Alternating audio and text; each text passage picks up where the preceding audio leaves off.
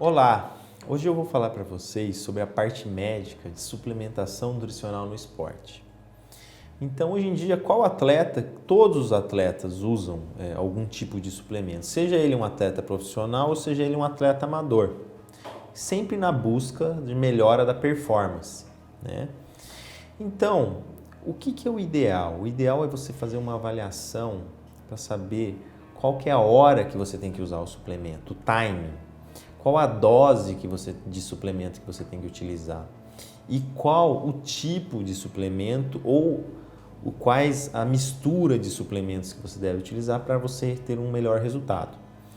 Então você tem que fazer uma avaliação que varia desde de exames hormonais e metabólicos, exames de bioimpedância, para você medir a sua porcentagem de gordura corporal, medir a porcentagem de massa muscular ou até mesmo exame de calorimetria, que é para você medir o seu metabolismo, para você saber quanto de energia você precisa suplementar. Bom, o campeão de uso são as proteínas, né? Então, por que se usa tanta proteína? Quando você faz uma atividade física vigorosa, você tem um estímulo, que seria o pico anabólico, nas primeiras 2 a 3 horas. Porém, esse estímulo se perdura de 36 até 48 horas. É onde entra a suplementação de proteínas, né? Porque o estímulo de atividade física, mais a secreção do hormônio, que é chamado insulina, mais um pool de aminoácidos no seu sangue, vai levar à construção de massa muscular, né? Entre as proteínas, as mais utilizadas são os whey proteins, uma proteína retirada do soro do leite. Entre esse whey protein, por quê? Porque ele é uma proteína de rápida absorção, muito utilizada no pós-treino. Existem vários tipos de whey protein. Existe o whey protein concentrado, isolado e hidrolisado. Cada um existe um objetivo diferente para o uso desses whey proteins. Mas existem outras proteínas, como as proteínas da soja, a proteína albumina, que são proteínas de intermediária absorção, que também tem a sua hora e a sua utilização.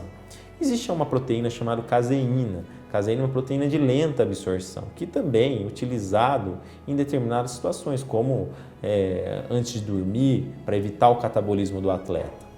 Mas existem, por exemplo, também suplementações de aminoácidos, entre eles os aminoácidos essenciais ou não essenciais.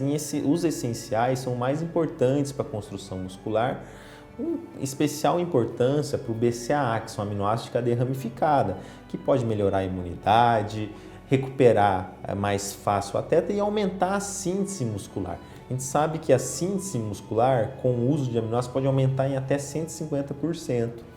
Mas existem outros aminoácidos não essenciais de muita importância, como a glutamina.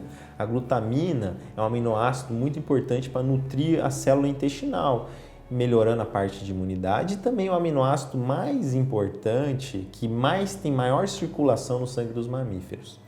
Mas existem outros aminoácidos, como a beta-alanina, o colágeno, para ajudar na ressíntese do tendão e das cartilagens. E existe a arginina também, que ajuda na produção de óxido nítrico, fazendo vasodilatação e melhorando a performance do atleta.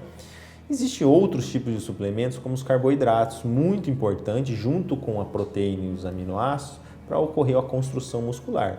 Existem N tipos de carboidratos, como a destrose, a maltodestrina e o oximase. Qual seria melhor? Não existe melhor nem pior, existe a hora certa de você utilizar esse carboidrato e para o objetivo certo. Outro tipo de suplemento que pode ser utilizado são os ácidos graxos, em especial ômega 3, que ajuda você a diminuir a inflamação e a peroxidação lipídica, que ocorre muito no atleta. Outro suplemento muito importante seria os antioxidantes, principalmente atletas que fazem exercícios físicos muito vigorosos e produzem um estresse oxidativo muito grande, né, que isso pode prejudicar a célula deles.